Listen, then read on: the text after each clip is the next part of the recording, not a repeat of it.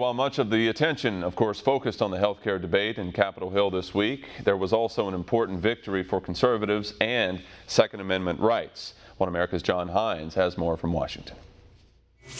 Washington, D.C. is famous for its strict gun control laws, but those laws may become a lot more permissive following a federal appeals court ruling that could allow concealed carry of firearms in the nation's capital. So they ordered it to go back to the district court judge, who's already ruled against the district multiple times, to put in essentially a right to carry type law, which would put up certain objective rules that once somebody met those criteria, then they could receive a permit to be able to go and carry. They could receive a right to carry in the district, says John Lott of the Crime Prevention Research Center.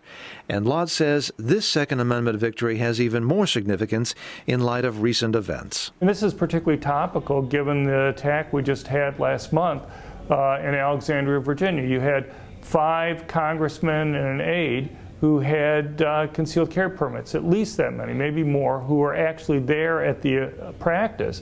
But because of D.C.'s strict ban, essentially, they lived in the district, so they weren't able to carry through the district to be able to get to Alexandria, or they would be returning back to the Capitol after the practice. So concealed carry, had it been law, could have saved lives, says Lott. But actually, as it is now, some people are allowed concealed carry permits in D.C., except these tend to be people who are wealthy and well-connected, says Lott. Right now, there's only about 124 people that have permits to carry in Washington, D.C. The only people who basically get permits are very well-to-do, politically connected individuals here, and yet the type of people who need permits the most, people who live in high-crime, urban parts of the district, they have really no chance of getting a permit. Lott adds gun control advocates likely will discourage D.C. from any further appeals because they could end up in the Supreme Court, where they would likely lose, thus making concealed carry the law of the land.